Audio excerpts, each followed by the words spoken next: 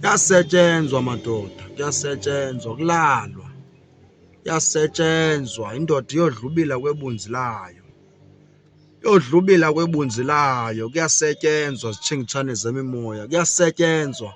Akulalwa kaDr Lelo, akulalwa madoda, kuyasetyenzwa. Woza nawe sukusebenza ube nale nto, sukusebenza ube nale nto, uyiphathe le nto ngesandla, uyiphathe le nto. Sukusebenza umzimba wakho uphathe le nto ngesandla.